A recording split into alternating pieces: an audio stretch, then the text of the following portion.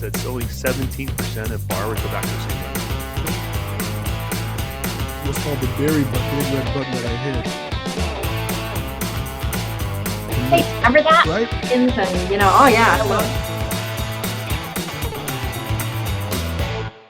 All right, welcome back, everybody, to another edition of Laugh, Lend, and Eat the podcast. And we have an amazing guest on this show this week. I am super excited about what we're going to be talking about. A lot of exciting things when, I'm just going to say, when Laura Brandao shows up on my show. If you see behind me on YouTube, we make the lights red because it's a red hot day when Laura shows up. It's always something to talk about. Laura, how are you? I am wonderful, Fabi. Thank you so much for inviting me to be here. Well, this is your second appearance on our show now. So I know. You are now becoming a repeat offender. I'll take it. Awesome. So Laura, you are the president of AFR, partner and president, right? Let me just go through this because honestly, with your introduction, I got really challenged because you are the chairperson of the Women with Vision. You are on the board or with something with Women Mortgage for AIM, right? Yeah, the Women's Mortgage Network, yes. And you're the New Jersey MBA Women's Committee chairperson. I am. Right, and then now you're NAMBA's Vision Ambassador. I'm the chair of the Visionary Ambassador program, and I'm on the board of governors for the New Jersey Mortgage Bankers Association also. Right. Mm-hmm. And so I'm trying to figure out, okay, so which one how do I announce her? Like, do I say president and partner of AFR, or do I go through this entire list of all those things that she does? Because you, to your credit, can't say no to anybody. I can say no. Now don't get confused. Saying yes every day does not mean that you have to say yes to everything. Okay, good. I'm glad we got that out of the way. So out of all these, and I hate to put you on the spot, but I got to ask, right? Like, is there one that's more dear to you? Is there like one that's like closer to home, kind of like resonates more within you? Well, obviously, being the president and partner of AFR, that's my main role. So, Of course, building AFR and being part of that, of course, is first and foremost. All the other ones, they're different, right? So I think it would be like you saying which child, do you love more than the other, right? Yeah. It's not like that. They're different. They're all unique. Now, Fabi, you know how passionate I am about lifting up women within our industry. Absolutely. And I am so beaming with joy of watching in just a short amount of time, maybe 18 months, I have watched women that you never heard of before come right to the front of everyone now recognizes them and knows their names and watch their progress. So that certainly is near and dear to me. But then you also have NAMBA. And of course, Tony Thompson and what the amazing stuff that he's done with that organization. But the diversity is one part, and that is extremely important. But in addition to that, in 2020, as an industry, in the mortgage industry, we all were faced with this dilemma of how to keep up with the volume that was coming in. Okay. And every single company, I don't care whether you were a huge company or a small company, we all were faced with, I can't hire people fast enough and I can't train people fast enough. And we all looked at each other and said, oh boy, we better look somewhere of how to bring people into this industry. And Tony Thompson and NAMBA has a program called the Visionary Program and Mission 2025 on a way to bring students and recent college graduates into our organizations and into our industry. And so that particular one is, it's like leaving a legacy, right? It's leaving a legacy. Yeah, I know Tony and I have talked about that a couple of times on multiple occasions, where he's trying to bring in 50,000 new people into the industry, which is a huge goal. I mean, that's a huge undertaking. Huge. And I know that he's really involved with the college students and setting up all sorts of intern programs, getting them acclimated. And it's, it's kind of like this, Laura. None of us ever dreamt about going into the mortgage business, right? I know you didn't, I know I didn't. But one day we all wake up here and there is a certain satisfaction that we do get from being in the mortgage industry. I don't care. No doubt. No matter how cynical we get, there is a satisfaction that keeps us going forward. Otherwise, we wouldn't be in here for so long. And I do think it's just to Tony's credit that he's kind of making younger people aware of this as an option rather than kind of waking up one day as a mortgage loan officer. Exactly. Well, I mean, I joke sometimes. I've spoken at numerous universities, now especially being part of NAMBA, and I literally make a joke that we're the best kept secret. Yeah. The mortgage industry is the best kept secret because these college students or recent college students wouldn't even know to look for it unless you have a relative or a friend or someone that works within our industry. No one would even think to come into it. Yeah. So what we're doing with this visionary program is bringing it to the front, allowing people to know what the opportunities are. And the thing is years ago, people would be like, well, I don't want to be a loan officer, or I don't want to be a processor. Are you kidding me? Do you know how many different roles are available within our industry right now? Yeah. I mean, you could go into the fintech side, you can go into the appraisal side, you can go, I mean, there's unlimited, you could be an accountant, you can go into secondary, it doesn't matter what your background is, there is a fit for you within our organizations. Yeah. I actually have I don't know why, but over the years, you probably may identify with this. I love the business intelligence side of our Sure. industry, right? And I didn't really know about it till about maybe 5 or 6 years ago, that this entire division was like out there creating all these different numbers for me to digest and understand and manage to. And once that door opened, I just fell right into it. I was just like, I could live in this world forever. Exactly. And now to someone else, they're like, yeah, no, not my thing, right? But that's the point. The point is that regardless of where that passion is inside of you, there is a role within the mortgage industry that you can fit. Yeah. And we do not do a great job. Before being part of this program, we do not do a great job of going out and spreading that word. And I will tell you, Fabi, you really want to get some type of reality checks, go have a conversation with a group of college kids. I'm telling you, I did not do that until recently. Yeah. It's changed my entire perspective. Yeah. I know when we were at NAMBA a few years back, Tony had us talk to some college students about the opportunities, and it was mind revealing. It was definitely like some of them had never considered it. Some had never even heard about it. Some of them knew about a loan officer position. That's about as good as they got. And so you're right. I mean, there is I like what you said. This is the best kept secret. And quite honestly, I mean, I've been doing this for 28 years now, so I'm not going anywhere. Exactly. Before we move on from NAMBA, something that Tony said to me that you just kind of, Tony was so eloquent when he said this to me. He says, Fab, diversity is good, inclusivity is better. Right? So I'm gonna tell you a story, and I don't want to actually call the person out that said it, but I will share. I love to do these little videos with some of my visionaries where I actually do these short videos called How and Why. Mm-hmm. And I ask them, how did you get into the industry? Because we all have that story. And why do you want to be part of the Visionary Ambassador program? And one gentleman, an African-American gentleman, he shared his story that floored me, absolutely just floored me. And he said, Laura, I came into this industry not looking or sounding like others. Mm-hmm. He said, and I had to learn how to adapt to be like the other people in the room. I couldn't be myself. I had to speak their language. I had to act their way because it was not comfortable for the other people in the room to address me in the way I needed to be. Wow.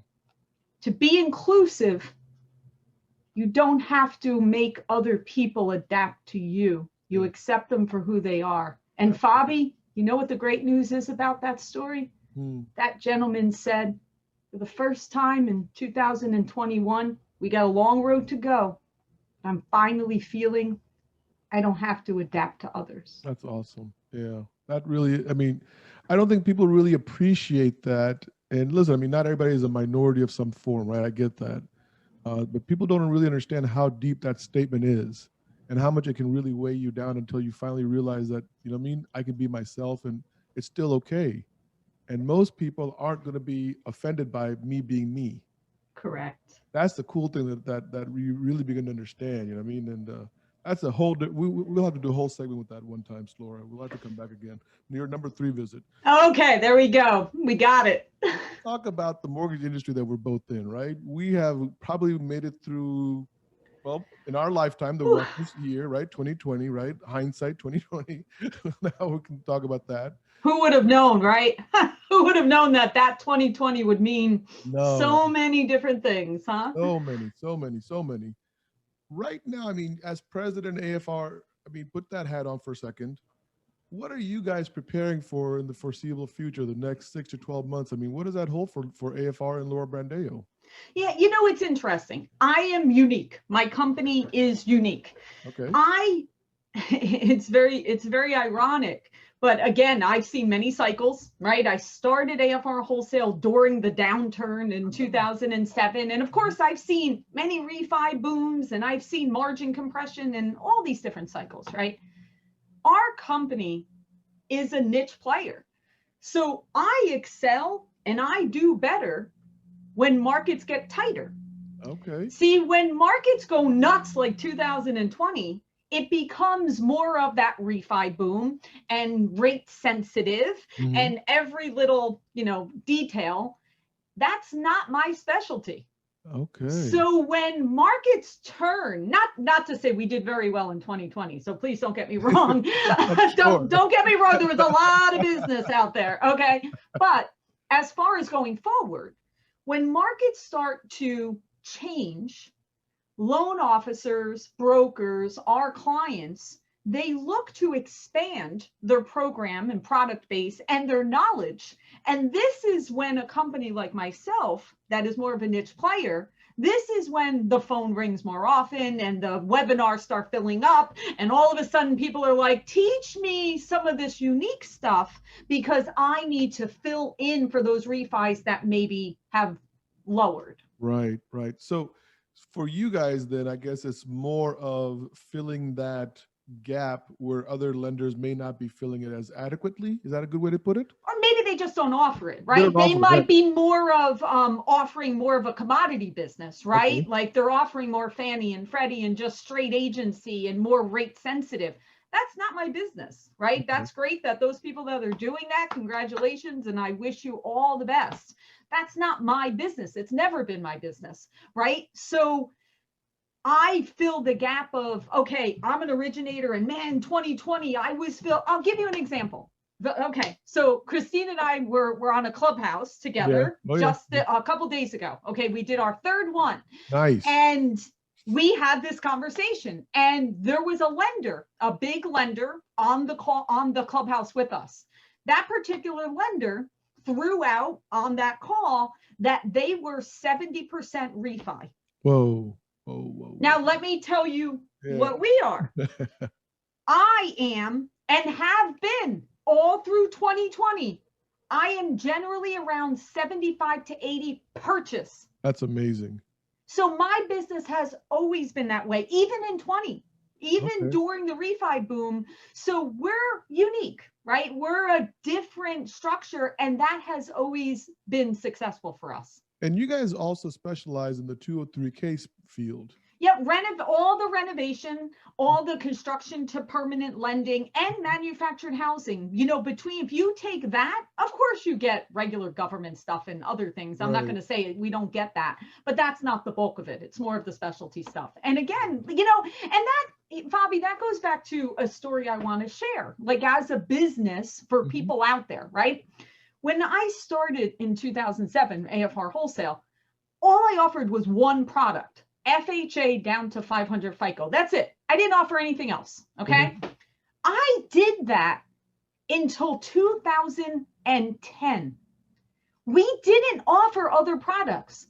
Now in 2010, all of a sudden we had to make a decision. Who were we going to be? And many times for brokers and lenders that are out there, we are faced with these questions. Who am I going to be? Do I want to specialize in something? Do I want to compete on rate and service, technology? Who do I want to be? Now, in 2010, we weren't sure. I was like, I don't really know who I want to be when I grow up. You know, let's try some things. Let's try to be this and this and this. And then you figure out what doesn't work, and you figure out that's not the right direction. And then we hit on specializing in the things that I just mentioned. And that has been the right path for us as a company for quite some time. I mean, this is interesting, and not to parlay into your book just yet, right? But it sounds like you're already living your book, the way you're going about it, right? Like, let's figure out who I am and we'll figure it out, right? I mean, Very true. I mean, you're saying that I'm hearing your book in my head. I'm sorry. That's a good thing, Bobby. I'm glad that you remembered it. That's great. No, it was just, for me at least, so real quick, with the renovation and the construction, Yep. because this is obviously an area where, based on inventory, lack of inventory, this comes into a huge play, right? And for people who are listening that don't understand this, if you're out there buying a house and you can't find the right house, a renovation loan is like the perfect way to make that house the right house for a potential buyer. So being able to offer that program and offer it efficiently and effectively, as you guys do, I mean, that's got to be a huge edge going into this tight inventory market. Oh, it absolutely is. And to be quite honest, I mean, you've purchased homes, I've purchased homes. I don't think hardly ever are you purchasing a home that is perfect to what you need, right? Whether it's some kind of modification, whether the kitchen has to be upgraded or the bathroom or something has to be changed. Utilizing a renovation loan when you're showing a home as a realtor or when you're looking as a home as a consumer, knowing you have the ability and the option to be able to roll that into one loan at a very low interest rate, because the interest rates are still very, very low. Absolutely. It is much better than what usually happens. What usually happens is you buy your home and then people use their credit cards to go out and say, oh, I don't like the faucet in the bathroom and I don't like this, and let's change that. Let's keep going back to Lowe's and Home Depot, and we're going to keep doing. The thing is now you're running up these credit card bills, and now you have this additional debt. Rate, by the way. Now at much higher interest rate. Yeah. Exactly. Yeah. So renovation loans should definitely be something that you work with your families that you are, counseling to give them those options. And of course, if you're in tight inventory, maybe there is a home that needs some repairing or renovation or upgrading, and you can certainly utilize a renovation loan to be able to do that. Hey, you should do a Clubhouse on just that topic. There you go. I mean, I'm serious. By the way, I can't figure this Clubhouse thing out. I've tried. I mean, I know I was on there with you and Christine a few weeks ago. Yes. I for the love of me, I can't do it. What is it? What is it that's causing you where it's not clicking? I can't wrap myself around, like, maybe it's just the audio portion of it. Maybe it's and I know I've been in, and I'm going to just say it. I've been in some rooms where I feel like everyone's a billionaire. Oh, really? And yeah, there's some rooms, and you guys were not like that, but there's some rooms there that everyone's like a billionaire. They discovered the Nike swoosh logo, and now they're like meditative gurus in some Tibet, drinking goat's milk or something. You know what I mean? Get out. I swear to God. And I'm like, dude, seriously. And you're only 26? Yeah, right. I mean, well, it's actually funny. It's actually funny you say that. So I met this woman. I actually got her to be on Christine's Win with Vision Mastermind next month. Okay. She was a daytime Emmy Award winner. Her name is Tasia Valenza. Her and I were on the podcast together, and we just clicked, right? We liked each other. Our energy was similar, right? So I've become friends with her. She is a voiceover actress. She lives in California, right? Okay. So my last call with her, she told me she literally is addicted to Clubhouse. And I'm like, wait a minute. I'm like, I need to have an intervention to get you off of Clubhouse. No, my friends say to me, like, you're a natural for Clubhouse, Fab. I said, I can't do it. Yeah. I've tried multiple. Someone's got to walk me over the bridge or something and let me see what the maybe, or you know what it is maybe I'm just so busy that Clubhouse seems like it requires a lot of time. It does.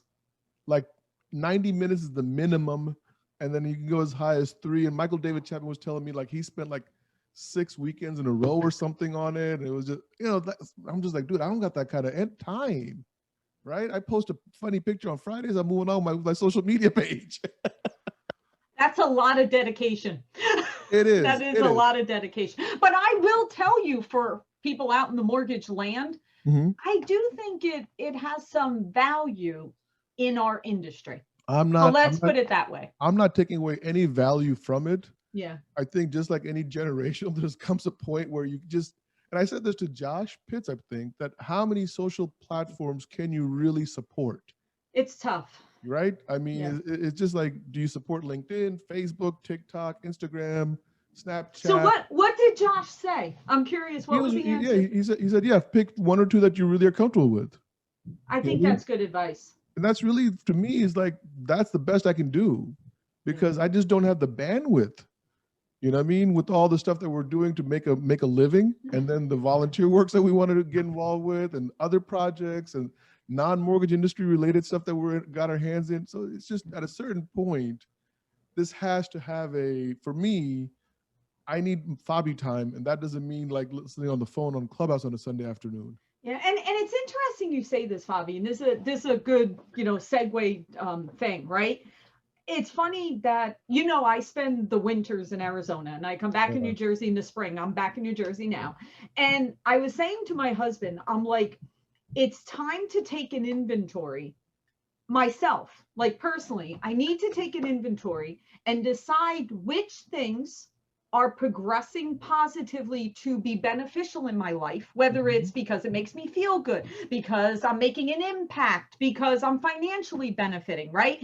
I said, I really do believe we all need to take some type of inventory check every so often, every 90 days, every 6 months, every whatever schedule works for you. But I think we need to take an inventory of what we are doing with our time and then decide if this is in the stay or the go category. And now back to your book. I'm sure Tony said yes. Tony always says yes. That poor guy can't say no. He's got to. He's not to say yes every day and say yes to his entire life. That was it. You got it. So before we get to Tony in the book real quick, I got to ask you about the summit that's going on June 8th and 9th down in Tampa, right? Yes. I saw that you're going to be on a panel this time. You're not actually the moderator this time. I will be handling the Women with Vision night, the winners. Okay, so cool. I will actually be that part of it. So the night before, and then the actual day of, I will be a panelist, correct? Yes, I saw that. I was like, good. She didn't get to ask questions like you asked me last time. So that's Christine's second. That's the second Vision Summit, or is that the third? It's second, right? Second. And so she's going to have it in Tampa, Florida on June 8th and 9th. Now, here's the other thing that I just came back from Atlanta. This was my first trip. Oh, how'd it go? I was in Scottsdale, by the way, in November for my wife's operation. Okay. And I was like, now I know why Laura likes Scottsdale so much. Isn't it nice? I was there for 10 days. I fell in love. I got it. Traveling in this age of COVID and then being involved in something like this, I mean, is it reasonable to be doing this? Is it safe to be doing it? I feel it is, but I don't know what your opinion is. It's interesting. My first event will actually be in Memphis. I am giving a keynote speak at Originator Connect in May. Okay. So that will be my first event. Okay.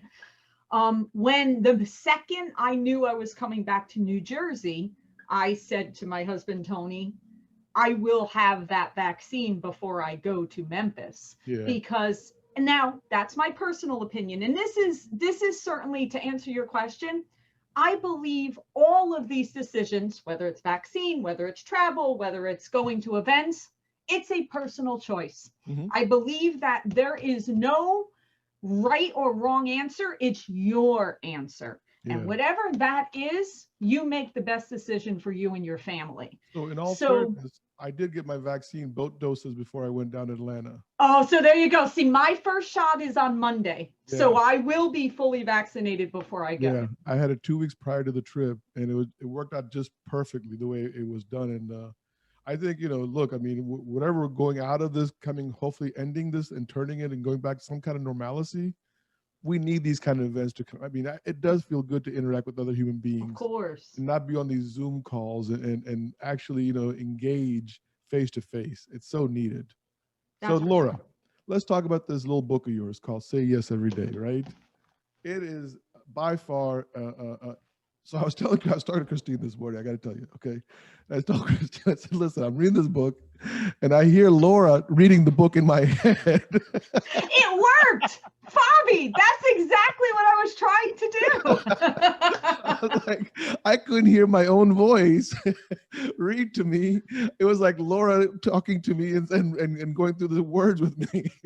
So you got your energy, you got your personality translated right into the book. I mean, that's pretty difficult for people to understand how, writing, that's a pretty difficult task. This is your first It book. is. Well done on that job. Now, we start off with this one thing that you just hit me with in the forward. I'm going to just, boom, go right into it, right? It says, do you struggle with accepting your own power to shine, right? And man, I'm reading this forward, I'm like, holy cow, you know what I mean? Like, if there was, and I'll be honest, that is my greatest struggle today, March 25th, 2021. I mean, I get good with it, then I get bad with it. I get good with it, then I get bad with it, right? And it kind of ties into your own superpower thing also, where you talk about finding your superpower. So, I mean, what made you really come into that statement and then kind of start the book off so rapidly and aggressively? So I want to share a story. Okay, so you know that I do this thing on Thursdays called Thrive Thursdays. Yeah. Okay, and the superpower part ties into this, so you'll get a kick out of this. So 1 year ago, literally this week, 1 year ago, we started this weekly thing that was called Survive and Thrive at that time, because we were all adapting to shelter in place 1 year ago. Yeah. And about 25 weeks into doing Survive and Thrive, I started to realize that people weren't in survival anymore. They actually had started to adapt to this change, and they started to actually thrive. So 25 weeks in, which was September, I changed the name to Thrive Thursday. And here I am, okay, I'm in September, and I always do a pre-call on Tuesdays to tell them what's going to happen on Thursday. So I've got my 3 people, they're on my screen, and I'm like, okay, let's go over what's going to happen on Thursday. And I got an idea. Well, I was writing this book at that time. And I said, you know what? What better way for me to do research for my book is to ask these people what their superpower is. So here I go. I've got these 3 people, and I said, guys, on Thursday, I'm going to ask you, what is your superpower? Now, Fabi, just what you just said, let me tell you what happened. So on Thursday, those 3 people are on my screen, and I say, let's use you, that you were on my show. Fabi, so tell us, what is your superpower? And literally, their face had an expression of horror. Horror. Yeah. They literally were like, oh my God, right? Now I'm going to tell you what I realized.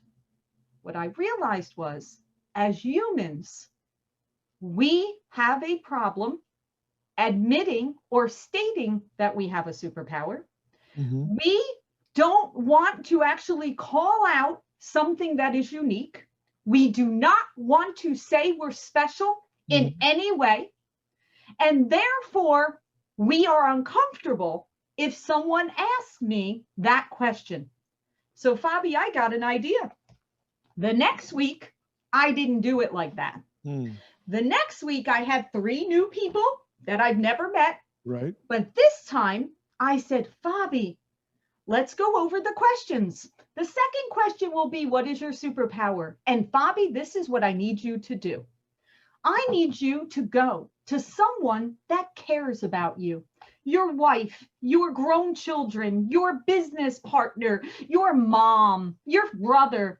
Go to them and say, hey, I'm on this podcast, and I'd like to know, what is my superpower? Well, Fabi, do you want to know what happened? You want to know what happened this time? Yeah. This time, the first week, a woman said to me, almost crying, Laura, I've been married for over 20 years. And that was the first time my husband told me that I'm the rock of the family, Oh my God. that I'm the strength, that I'm the person that when anything is going wrong, you're the one that can get us through it. Wow. And I never heard those words from my husband in 20 years. So this goes back to another part of your book, though. It's really interesting the way you're connecting these dots, because now you're saying you asked your guest to go ask somebody else, and you talked about my favorite cartoon, the Wonder Twins, right? When they would superpowers activate, right? Activate. Wonder Twin powers activate, right? In the form of a hurricane, the form of a waterfall, or whatever they would do, right? That's right. Right. So you're actually connecting the two people together now, Yes. so that the superpower becomes activated. And then it gets stronger, because once you realize you're the strength and I'm the excellent listener and the other person is the encourager, together, just imagine what we can do.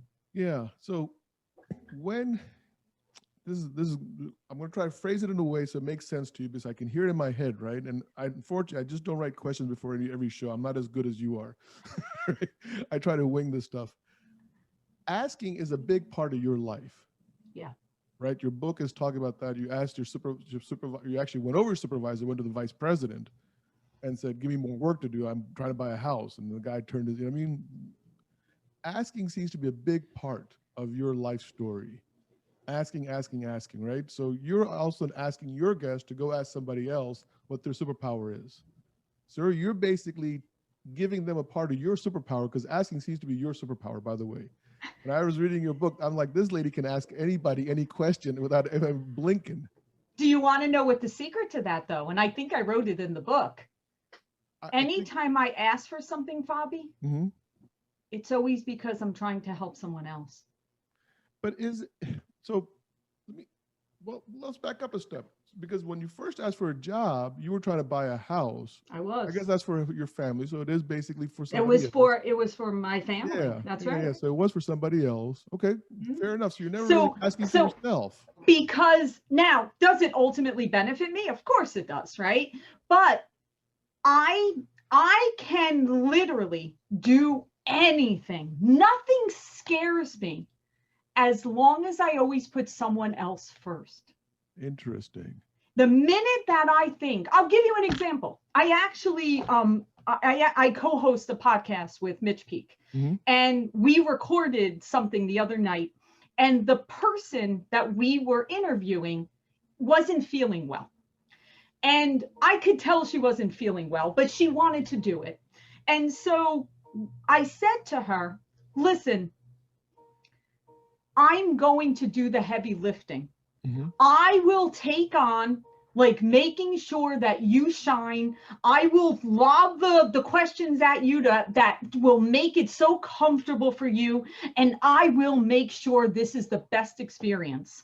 And she actually afterwards, she's like, that was the best experience I've ever had, because in my mind, it wasn't a normal interview, because all I could think about is this girl doesn't feel well. And yet she didn't cancel, and she did a favor for us. And therefore I need to extra special lean in to make sure she shines. So every single thing I do that I ask for is always to try to help someone else. And then you also talk about timing, about asking, right? Because you also say timing is really important when you were asking people to, for something. And so you may get a no, but if you come back around, maybe you'll get a yes. That is key, right? Key. And Fabi, knowing your audience, meaning knowing how to ask. You're not always going to ask the same way. Some ways you have to approach it in one direction. Sometimes you have to approach it in another direction. And knowing the right time to ask is absolutely the key to it. And that all comes down to truly listening and paying attention to the cues, because the cues are there. People will give you signs of what they want you to do, But a lot of times people don't act on them out of fear, out of not paying attention to the cues. The messages are there. It really is just taking advantage of them. But I mean, how did people listen to this podcast, right? And by the grace of God, we actually have an audience now, right? So people listen to this podcast. I just want to know, like, is that something you acquire? Is that something that you learn? Because look, when you're reading the book, you wonder, is this a strategy or is this an instinct? And it sounded like it was an instinct to you and maybe not an instinct to me. So how does somebody acquire your instinct, Laura? I guess would be the question. Okay, so I am currently working on a webinar series on fixed versus growth mindset. Okay. So I'm going to quote Carol Dweck, is that how you pronounce her name, that wrote the book Mindset. Okay, first question I'm going to throw out there is, do you know what percentage of the whole world do you think actually has a growth mindset? Well, probably. What do you think? I'm thinking 2%, maybe 5%. No, it's actually more than that, but it's 10. But think, that's a small number, right? That's a small number. I didn't think a lot of us would have that mindset. So only 10%. But here I am, I'm thinking I have a growth mindset. I'm always reaching for higher, right? I'm like, I have a growth mindset. Right, I actually don't. I actually don't fit every category. I fit some, but not every. The reason why I'm saying this is a growth mindset makes you believe that you can get great at anything with focus and energy. So to answer your question, although it may have started where I tried something, right? I asked, and yes, I got a yes when I asked. It's so funny. You know Jay Duran, right? Yeah. I met with Jay Duran that November of 19 was the last time I've seen him in person. And I remember having a conversation with him that I have mastered this so much that it's become a game to see if I get a no. Because I get yes so often that now I'm like, hey, what do I got to lose? Let's see if I get a no. The point of me sharing that is that I've gotten better over time. And that's a growth mindset that the more you listen, the more you check your timing, the more you have those cues and you know how to act on them, you get better and better and better at it. So it's just like anything else in life. I mean, look, I mean, there's a thing about no's that I've always loved as a salesperson, right? Is I was taught early on in the life insurance industry, right? That's where I came in from in 87. Whoa. Yeah, right? And what they said is that every no gets you closer to your yes. So don't be discouraged by when people say no. And I've always had that attitude in life. I approach a no with it's not a right fit right now. Okay. They are not saying no to you. Yeah. They are not saying no to something that you did wrong. It is not a failure. It's just not the right fit right now. Yeah, yeah. So if someone is listening and they want to acquire that skill of timing and that is it just go out and ask, or you have to first get over your fear of asking, right? Because just like sales, right? I mean, we're all selling something, right? Always. We're all selling something. We're selling ourselves. We're selling our products, our services, our everything, right? Most of us are fearful to put ourselves out there because we're afraid of the answer. But remember, what my book says is saying yes every day means being open to new opportunities with no expectations or preconceived notions. See, Bobby, that's the key to doing it. You don't go into it saying, oh, I hope I get a yes, or I hope I go on stage and the next thing you know, I'm on Oprah or I'm on Good Morning. No, you don't go out expecting to get a call from Oprah. You go out and you say, I did that. Yeah. You're no preconceived notions or expectations, because what happens is if you go out there and you say, I'm going to do this because if I do this, it will lead to X. If X doesn't happen, you equate it as a failure. Wow. See, I have no failures. I literally have zero failures in my life, Fabi. I've never failed. Wow. Because anything that didn't go the way, I learned. Yeah. Yeah. So I what you're learned saying from also it. is stay in the moment is what I'm hearing. Oh, be present. Right? Be present. And for me, I've always said, follow my breath. That's where wherever my breath is where I need to be. There you go. Right?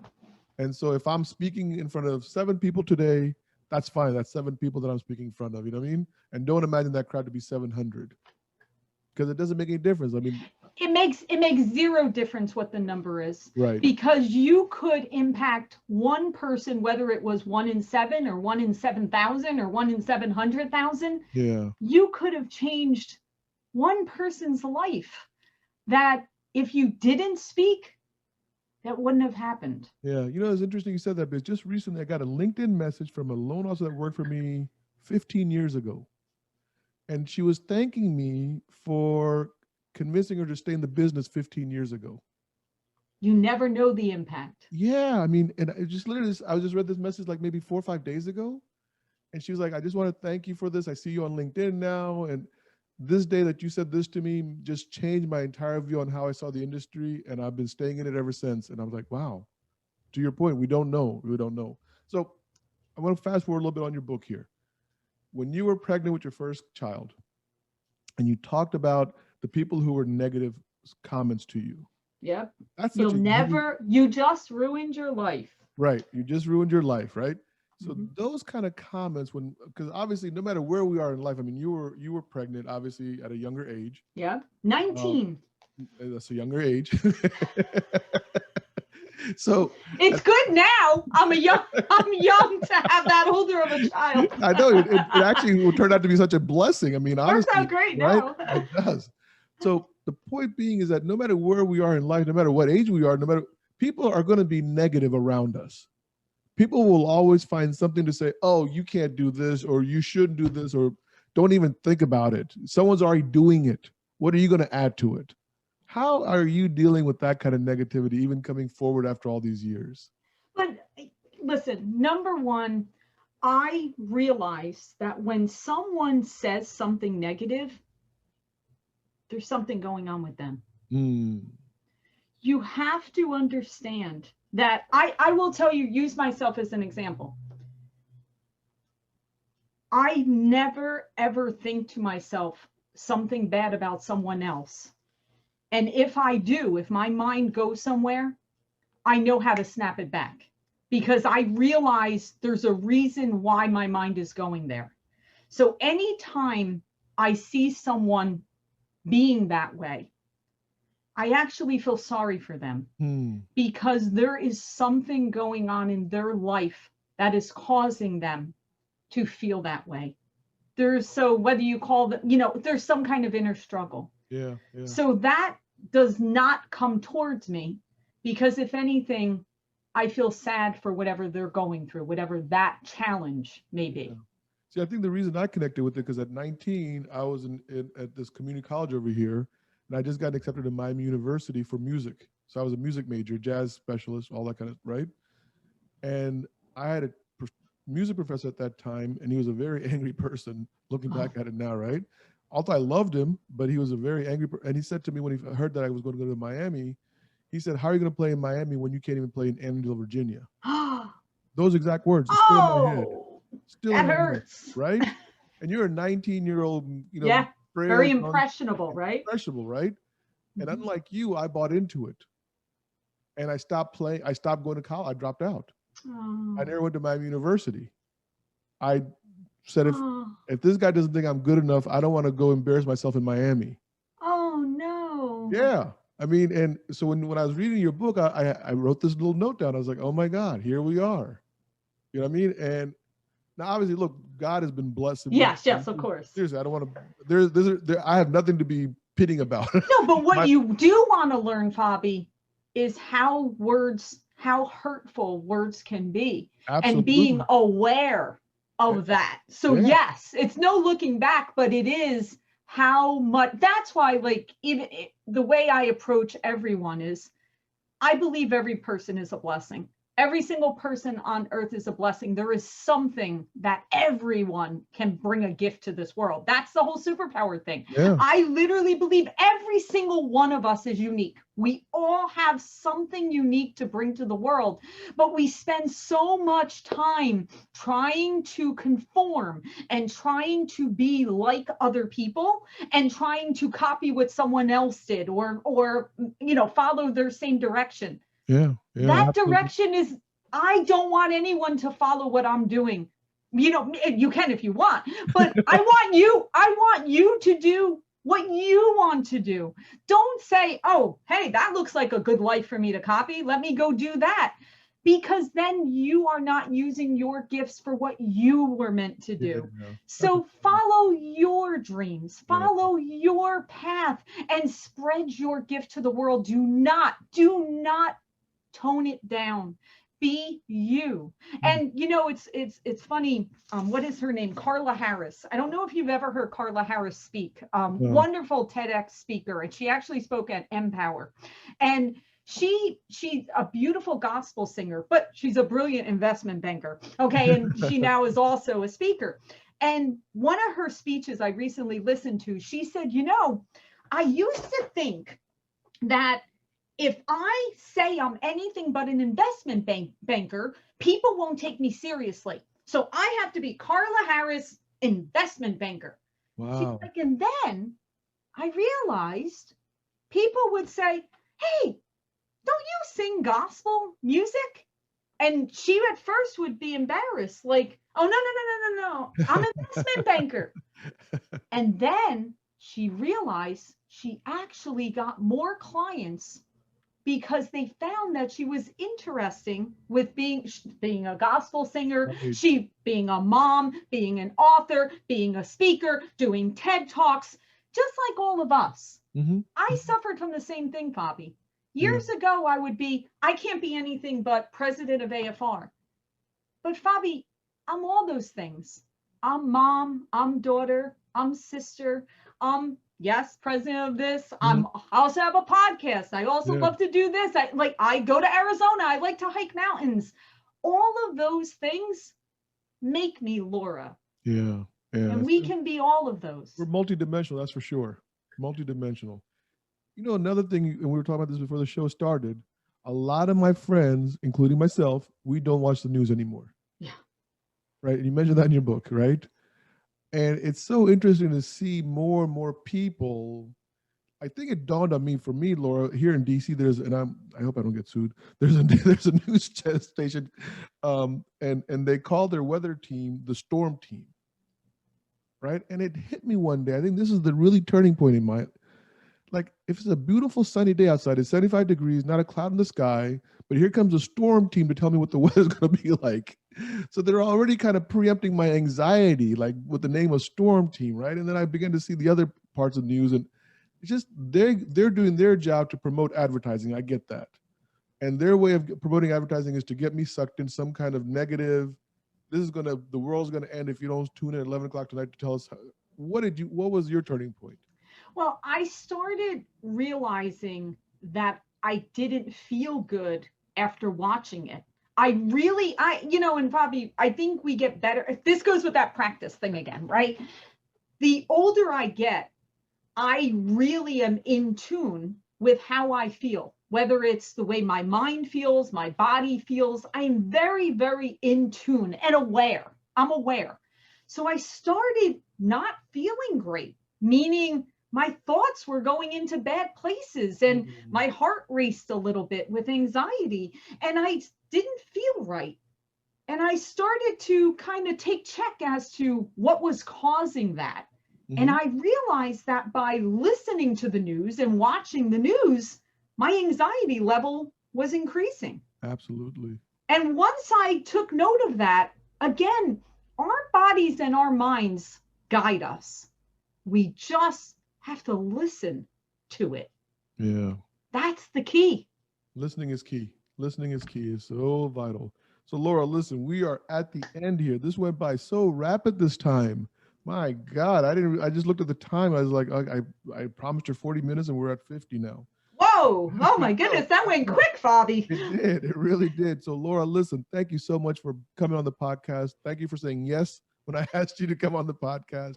Love seeing you. I look forward to being with you in June at the Tampa Summit, or the Vision Summit. I'm so sorry, I call it the Tampa Summit.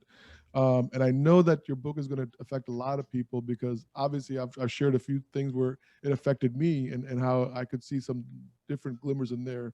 So continued success to you, my friend. Thank you very much for giving me the opportunity to be here. And remember, say yes every day. Thank you so much, Laura. Have a good day. Thanks so much for listening to Laugh, Lend and Eat, the podcast. We hope you enjoyed this episode. To be entered into a free t-shirt drawing contest, please subscribe to our YouTube channel.